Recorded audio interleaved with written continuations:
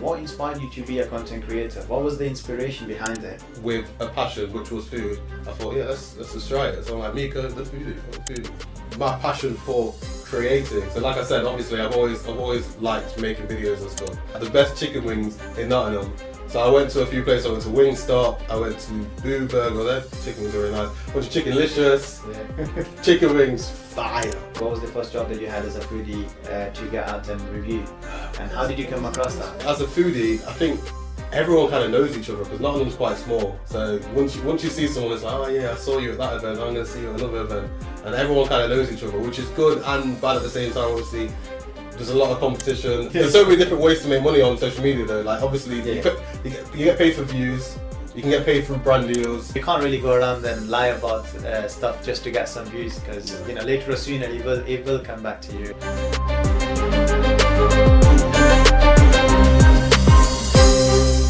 Hey everybody, welcome back to my channel. Justhamza here, and I'm back with another episode. This time with me I got a food influencer, a well-known food influencer for Nottingham, Meeko, and I'll let him do his introductions as usual, and then we take it from there. So Meeko, if you want to introduce yourself and tell us a bit about yourself. Yeah, sounds like, hi guys. I'm Meeko The Foodie.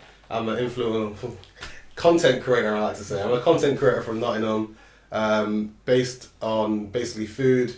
I also make food content with my son, and I'm mainly on like TikTok, YouTube and Instagram, and yeah. Amazing. So you said that you corrected yourself to be a creator rather than influencer. Why is that? I just think just the thoughts and the everything around being an influencer, I just think it's quite negative these days. So like I rather call myself a content creator. I don't want to say I influence people, you know what I mean? So, yeah. Understood. Okay, so how did you start? How long you been in the industry and? So I'll say I started being a content creator properly like a year ago. I think I started last year November. But I've made content for literally my whole life. Like even when I was younger, I had like a free phone and it had like a camera on top, and me and my friends used to make videos and stuff like that. And like we used to watch Matrix, you know, bullet time bit, like the slow motion. Like we used to recreate that kind of things. And we used to go around and just make funny videos. But yeah, properly in the industry. Probably like a year. Okay. Yeah. So when you said you started with your friends, tell me a bit about yourself. Like, you know, where did you go to college? Where did you start? Tell me a bit about your journey so far. So in terms of content creation, like I've always thought I always want to do like what I enjoy. So I never knew. Everyone used to ask me like, what do you want to be when you grow up? I never actually knew what I wanted to be. It was more of I knew what I wanted to do, and that was something in video or something in content creation or something being creative. So when I was in school, I took creative media. That was like that was a lesson where I was like, yeah, I'm gonna have fun doing that.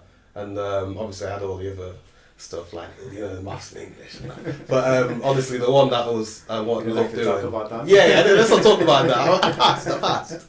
But yeah, so it was always creative media. And I went to college, I did creative media again. I went to a place called Confetti.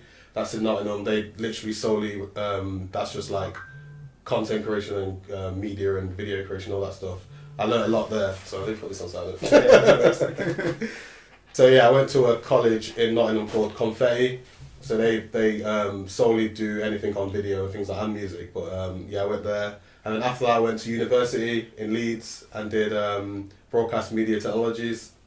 Okay. And yeah, I actually dropped out of there though.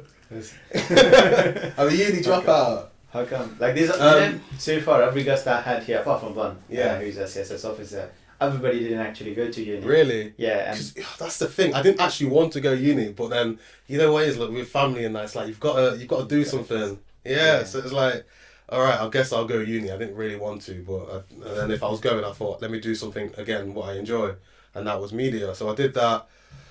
I did like the course. I liked the people, but it just didn't. I wanted to do something for myself, and I've always felt like that. I never wanted to work for people. I just want to do something for myself. And then, yeah, so I dropped out, started my own business. I've done loads of random things. I had a brownie business. Okay. I sold brownies. Yeah, it's called Brownie Oven.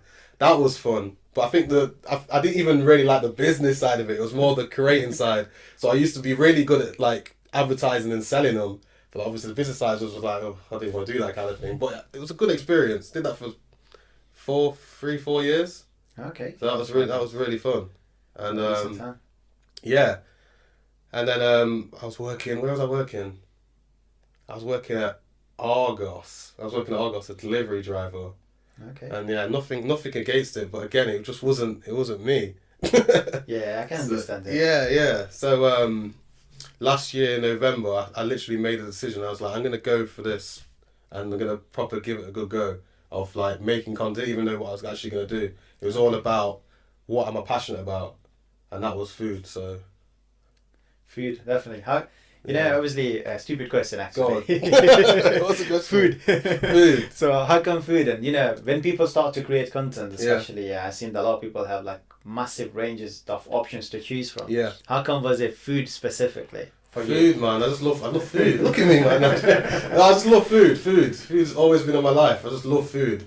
And when I was deciding, like, figuring out what path to go down, because I have other passions. I do like music. I like technology. But then I said, what would I not get bored of? Like, what is that one thing? And it's always come back to food. Yes, making food, tasting food, anything to do with food. So Okay, amazing. That sounds really good. Thank you. Must probably love food. I need to try something that you made one day. I'll cook you some. I make some good chicken wings and that. You know what I mean? So Yeah. that's it, man. Amazing. Yeah, I have come across a lot of your content online as well, and I believe your son is also involved in that. Yeah. Well, let me go back one step. Let me start by asking you, what inspired you to be a content creator? What was the inspiration behind it? Obviously, I understood that that's something that you wanted to do for yourself. Was it the thousand other things that you could have done for yourself? Sure. But what inspired you to be a content creator? I think it was just my passion for creating. So, like I said, obviously, I've always liked making videos and stuff. But I think it was just the passion to do that, and then do that in a more specific way. And then obviously, if I can tie that with a passion, which was food, I thought, yeah, let's just try it. So I'm like, Meeko The Foodie. I'm a foodie. Yeah, amazing. That sounds really good. So Okay, perfect. So going back to my question with the involvement of your sons, how do you feel about it? Like I have seen a huge trend into the content creating industry that has the involvement of the family a lot more. How do you feel about it, and how's the experience so far? It actually happened organically. Like I think my son, obviously, you know these kids just like to watch YouTube all the time, don't they? And I think he said to me, "Dad, can you make this?" And I was like, "Oh, not another YouTube sure thing." I was like, "Yeah, I guess I'll make it." And obviously, as a content creator, you have to be consistent with making content. So I thought, let's just film it. Let's just film me and you making it and see what happens. And then that first video blew up. I think it got about 500,000 at the time. Wow. Yeah. At the time, I had I'll say about just under 1,000 TikTok followers, and I think I had about 50 YouTube followers. Wow. And then once that video dropped, I think it got about 500,000, and then I got about 5,000-ish on TikTok and about 1,000 on YouTube, which at the time was crazy. Yeah, I was like, what is going on? So that was fun. And then the second part of your question, what was it like? How's it? How do you feel about the fact that a lot of the families nowadays are getting involved into the content creation end of it? What's your opinion on that? I get it. I think it's just another part of where social media is going, which I think is just becoming more authentic and real. And if people can peep into someone's life as a creator and see parts of their life that you probably wouldn't usually see, which is family and that, I think it's a good step. It's a nice thing. So yeah. Interesting. So a question that comes to my mind here is like your young son, for example, the kid. How do you think is going to impact him in the coming years? With him being on the YouTube, I know he loves it. To be honest, I've seen him. His reactions are amazing. It's like, I'm gonna say that. Honestly, he is a mini me. Like obviously, I've always wanted to be on TV, and he's literally exactly the same as me. Okay. So I think he'll enjoy it. Obviously, I think there's gonna be some parts where he's like, that's a bit embarrassing. Yeah. But he loves it. He loves it more than me. So I think he'll be alright, man. But overall, generically, as your opinion, what do you think? I've seen a lot of other creators as well, and I repeat myself. Your son, I love his reactions, and I know he enjoys it. You can tell that by somebody doing it. But I've seen a lot of other families that actually getting involved in it. They don't really enjoy it, neither they want to do it. But these creators obviously are bringing in because he helps them grow their channels and so on. Exactly. What's your opinion on that? So it's the same thing again. I think it's got to be authentic. So at any point, if my son said, "I don't like this anymore," that's it. He doesn't have to do it. And obviously, I've built an audience where they would love to see my son. I call him Mini Mania because I don't want to, but they'd love to see my son in it. But if he's not in it, then that's fine. I think it's about, you've got to be authentic, and what's the word? I guess you need to have those boundaries. Yeah, you've got to have boundaries. Yeah, like these are young people. Obviously, not everyone wants. They might not even want to be it themselves. But yeah, you've got to respect what they want as well, and not just think about growing your audience or the money side of it. You've got it's got to be authentic, man. Definitely, I hold a very strong opinion on that, and I'm pretty much exactly on the same page as you. There should be some sort of boundaries there, because you can't. Especially with the youngsters, because they haven't figured out yet what they want to do and how they want to do it. And if they don't want to be there, they shouldn't be there. If it doesn't sit right with them, they should not be involved in that. And I think that was a big part of when the videos did start to kick off, I was like, this is great, but then I don't want to rely on, because he's young, so I don't want to rely on it, because with social media, again, you have to keep putting out content, and because he's young, he might not want to be in it all the time. So I think an early part of me, what I wanted to do was definitely diversify my content and not just rely on just the clips with me and my son. So I got my wife, she's a content creator as well, so she's involved.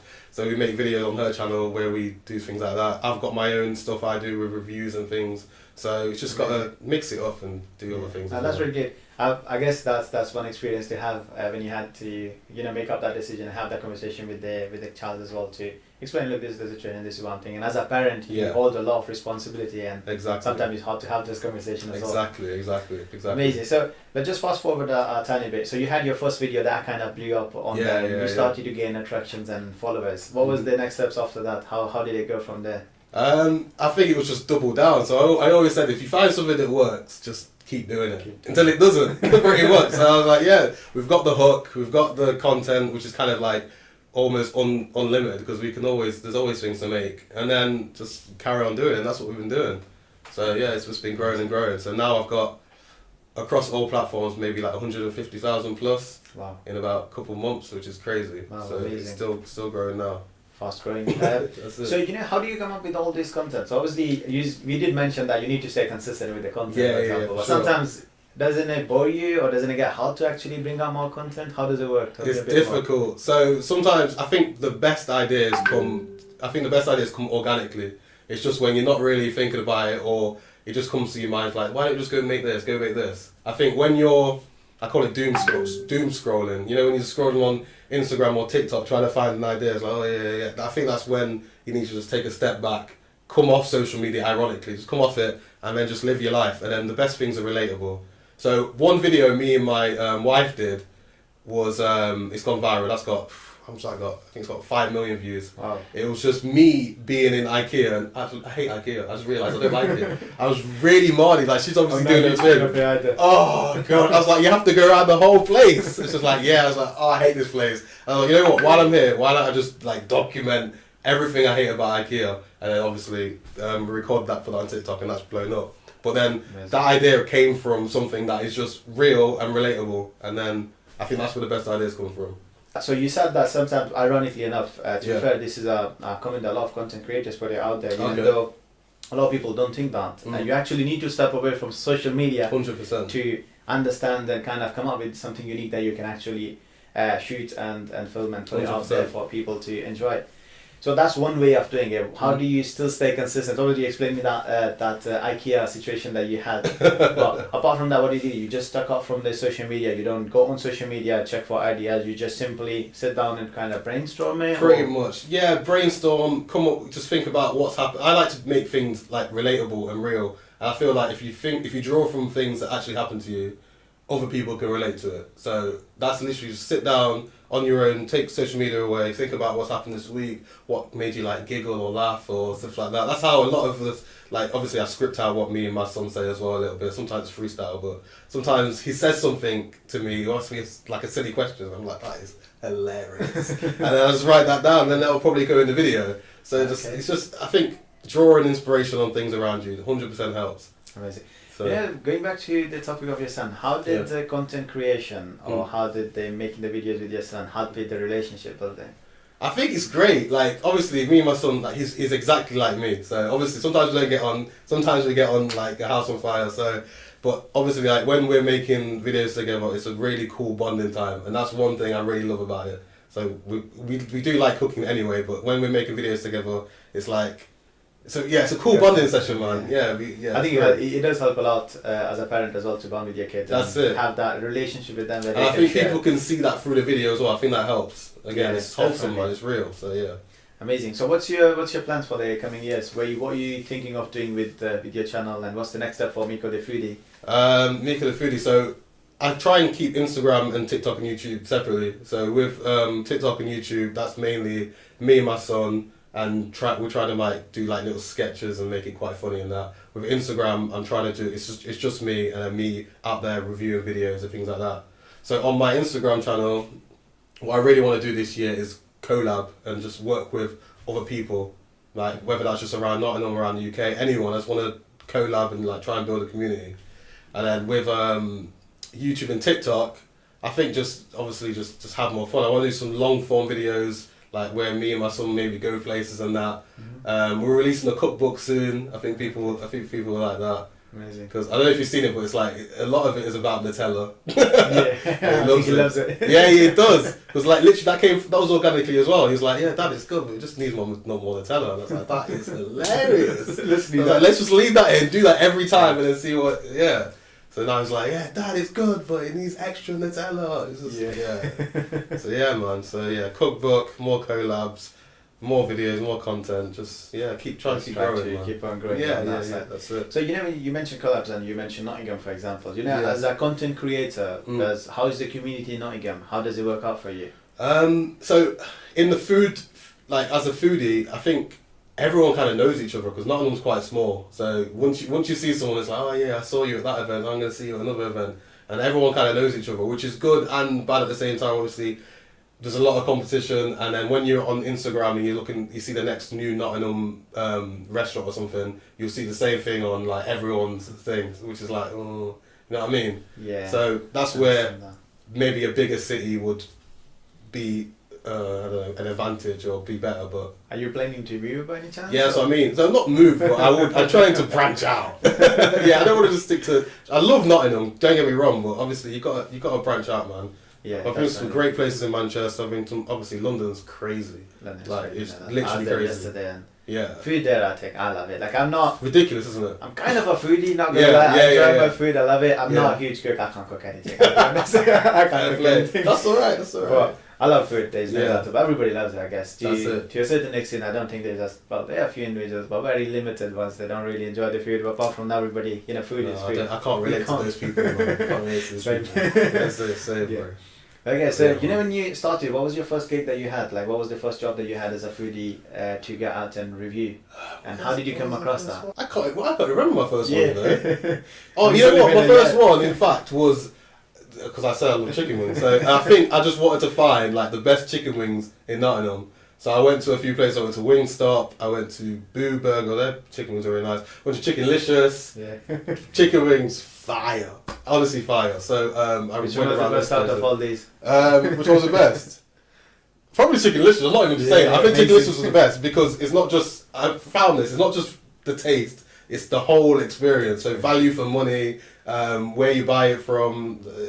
Like if people it's an independent, people are everything. So Chickenlicious is fire, man. Yeah, that's that vibe. That's amazing. Yeah, that's it, man. So that's how you started. That's when you had your first gig. That was it. Yeah. And how do you find work? So for aspiring creators or people that wanna get into the food industry and do the food reviews and so on. I know a few people that mention it. Not a lot of people go ahead with that, but they don't really end up actually doing it. What would you say that is a tip or an advice that you think it would help them? I think the most obvious and probably the best one is just start. Like, don't even give yourself any excuses. Like, oh, I haven't got a good enough camera, or I don't know how to do things. Like, you'll pick up these things along the way. Honest, genuinely. Like when I started, and I almost didn't start because I didn't have the Sony camera I wanted to shoot it on. But I thought, let me just use my iPhone. Yeah. And these things work, man. And especially these day and age, the iPhone and all these cameras are good enough to start. So yeah, man, just start. And then the next thing I'll say is don't even worry about like analytics when you're just starting or how many views you're getting. Like, yeah, you might get 2 views. Alright, carry on, man. the next one you might get 10 views. So just carry on, Great. keep consistent, and just enjoy it. You gotta enjoy it, or it won't work. Yeah. Genuinely, No doubt. you gotta have a passion for it. You gotta be real about it. If you don't enjoy 100%. it, you won't be able to sit there and talk about it for hours and hours, or 100%. spend half of your life on that. Exactly. So better pick up something that you actually enjoy. 100%. 100%. So going back to this question, so for example, a lot of the foodie reviewers, I would say, not actually the kind of content that you do, but a lot of people that want to get into like, going to the shops and review their food and such. Mm-hmm. What do you think? What's the best approach to approach these businesses in the food industry to do that for them? Is it hard, or how do you think they react to it? As in for the restaurants, I've never really thought of it too tough from that kind of view. It's interesting, isn't it? I don't know. I think if you're confident in your own product, it could be really good, especially if the person who's coming has got a decent following in that. And then, obviously, from the other side, I think it's just interesting. It's interesting from both sides. I don't know. Yeah. It gets. Have you? Tell me of any of your experiences. So I knew you were going to say that. Tell me about that. I don't know. Obviously, it's. I think one thing I did want to do at the start, and I always want to do, is just be honest, and because I think I owe that to my audience. Like, I don't want to go somewhere and just say it's good for the sake of the content, and then my audience go and then it's not as good. I think that's just the worst thing. So I always try and be honest. But obviously, from a business point of view, it's difficult because obviously they could have like a bad day, and then you've gone in there and said, "Oh, it was the worst thing I ever tasted," and then that ruins it for everyone. So. Quite a big responsibility when you put it that way, especially in small towns like Nottingham. And exactly, yeah, Nottingham. When everyone knows each other, it's like, come on, man, you can't really be doing that. So I try and stay fair, and I think everyone else should kind of do that. If you didn't like it, just give those to the.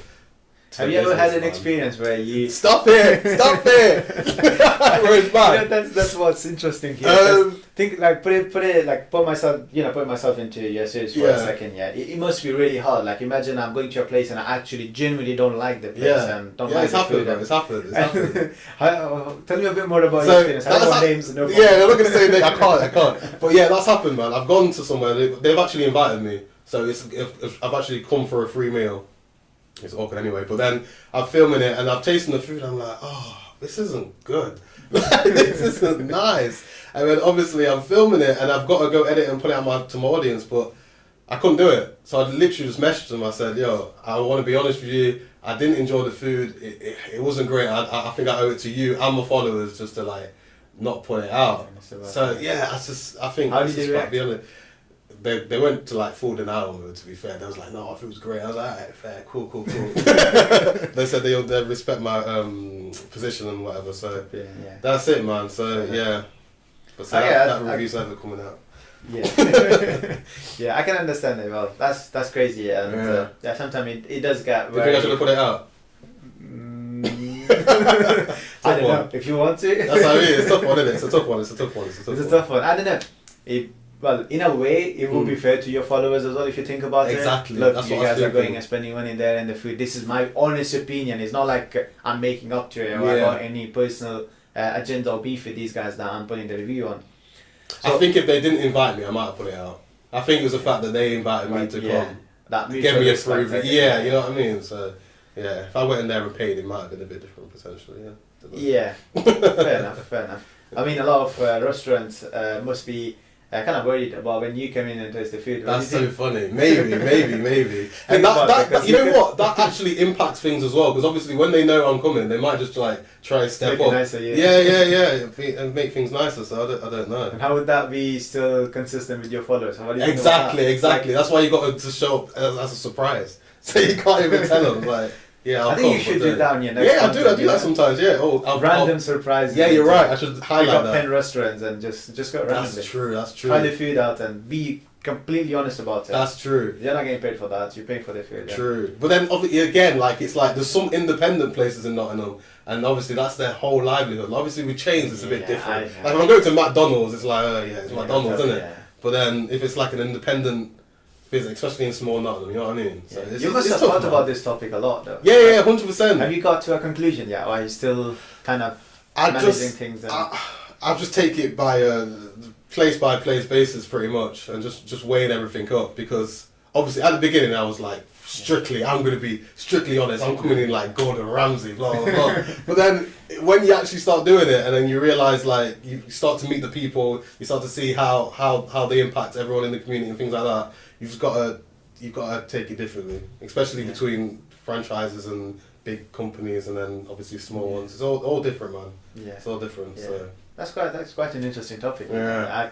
I can imagine a lot of youngsters, to be fair, starting into the food industry. They'll do anything like for views, probably. Yeah, they probably yeah. You know what? Definitely not. Yeah. And a lot of people try to get into these personal agendas as well, especially competition in restaurants and the food industry. So is it? Yeah, I haven't been involved too much into the food industry for the past, let's just say, 5 years or so. But you know about these things. Originally, I was involved because I used to work in the food industry, and it gets very competitive sometimes. I understand it. Because at the end of the day, like, it's people got to eat. Like, pardon the pun, but like, there's money in it, man. So yeah, exactly. And once if somebody gives an opinion about it, and that could change everything. That could change a lot, and even like not a foodie would make a huge difference, and even a standard person giving a review online, it makes a huge difference. Yeah, I think one of the first things, like, I don't know, I can't speak for everyone, but one of the first things I do when I'm choosing to go somewhere is go on Google reviews and see what people said. And even if it's 5-star, I'm going on the 1-star to see what they said. You know what I mean? Yeah, a lot of people do that. You know what it is? I travelled a lot last year. This year I haven't travelled that much. Well, 2024 I didn't travel that much, but 2023 I was on the road like 5 to 6 days a week, and going up and down the country in different branches and so on for my businesses. And every time I had to pick a place to get some food, and I would look at the reviews, and the reviews are nice 5-star reviews. I go in, I don't like the food. You don't match up, you get that as well. You get that as well. A lot of it, and especially in Scotland, and specifically in Glasgow.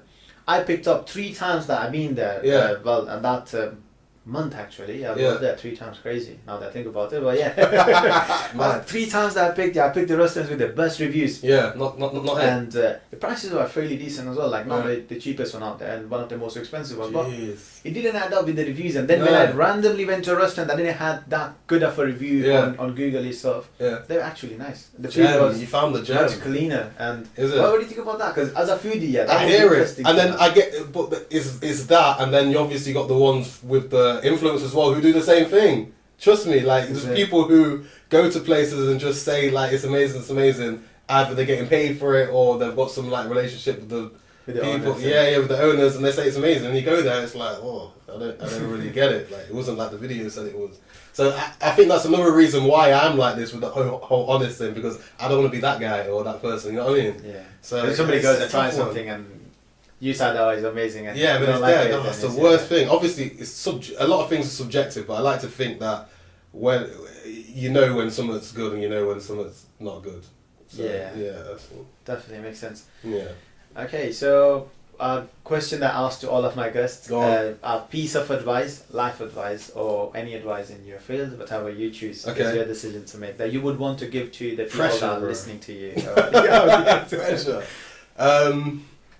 Something that you think that boring. All the ones I'm thinking is like everyone's heard it, but you know what? I've found that as well as growing up. A lot of the things you hear people say is just true. Like follow your passion, or I don't know, work hard and you'll get. Like it's just true. So I think that's one of the best advice that I've heard, because a lot of the time, we think that we want to stick by one quote, but there's a wisdom behind every single word. Literally, there's a reason, and then it will just come to you at different times. Like I don't know, man. I think one of the big ones is follow your passion, because if you're not passionate about what you're doing, you will just not do it. Especially in this social media game, you have to be consistent. So if you're not enjoying it, you're just gonna burn out and just it's not gonna be the same. Now that I go back, I got one more question for you while we were closing it up. So a lot of people want to get into the social media, and one of the main reasons that people want to get into the social media, because people believe, or people know as well, some of them, that there's a lot of money in it. There is. I don't want you to give me an exact figure, but could you give me a rough estimate of between 10 to 20, whatever you want to say, that you would be making through your social media platforms? Now. That would be interesting to know. Couple of figures. No, I'm joking. No. It's all right, man. I'm full time now, so let that sink in, innit? But obviously, look. Social media. I'm not asking you to give me an accurate figure or whatever. Just give me a rough idea, so consumers or people that are listening actually, they know roughly what they're looking at. There's so many different. I'm not trying to get away. There's so many different ways to make money on social media, though. Like obviously, you get paid for views. You can get paid through brand deals. You can get paid through, I don't know, you might have merch and things like that. So there's loads of different things. So like, you get sponsors and so on. Sponsors, well. like everything on one side, just social media specifically. Social media specifically, 4 figures. I'm not gonna give any more. But yeah, just views. Just do the math. Like I'm getting views on things, so you'll know. But then I think, yeah, you have to diversify. You can't rely on views. You can't. Why do you think it's that though? Like, you know, think about it. If the content is nice and people enjoy it, what is it that's making a huge difference in 2024, 2025? I got some opinions on myself as well on this. In terms of what? Sorry, what do you mean? Like why you can't rely on views when your content is up to the standards and you know that people will be watching it? Because it could just it could stop. You might it's not your audience change, algorithms change, everything changes. People might just think, oh, I don't like that kid anymore. I don't like that guy anymore. Let's just go watch somewhere else. You know what I mean? So you got to have other things set up, man. You can't just rely on that. Like I do it. I've got like a Meeko Media where I go and make short form content for people because I'm okay at it. So I have that, and then I've got other things I do. So yeah, you can't just rely on diversify. You got to diversify, man. You got to diversify. You know, a lot of the content creators, to be fair, I have noticed in the recent Asian town as well. Specifically, you know, look at what's happening in USA and UK as well, and a few other places of the world as well. Content creators, a lot of them are actually becoming more like entrepreneurs than just content creators yourself. Yeah. Back in the days, well, when I say back in the days, a couple of years back when you look at it. How old are we now? Yeah, you're right. It's not even. Yeah, it is what it is, though, isn't it? Yeah. So yeah, that's changing quite rapidly. Perfect. I think you have to be like that though, because some people don't like it, but it's just true. Like if you've got something else going on and you've got like a full-time job and you just do this as a hobby, then fair play. But like you've kind of got to look at it as a business as well. Like when you start taking off and stuff, you've got to start looking at analytics. You've got to start looking at your audience. Like who are you actually talking to? There's things you've got to try and like. You've got to take it seriously, basically. You've got to look at it like definitely that. Definitely right on that. Perfect, Meeko. Pleasure. It was a pleasure, honestly, speaking with you. Man. And I think one of the best advice that you could probably get in life is definitely this: be honest about it. Like yourself, you said it. Like it doesn't matter that you can't really go around and lie about stuff just to get some views, because later or sooner it will come back to you, and it's not the best way or it's not the way you want to be. And obviously the second piece of advice that you that's also beautiful. Thanks, every quote has that. Perfect. It was our pleasure having you on the podcast. Thanks for having me, man. This is great. Love this place. Amazing. Nice to hear. And thanks everybody else for watching this. And please make sure to subscribe and follow and stay up to date. Thank you all.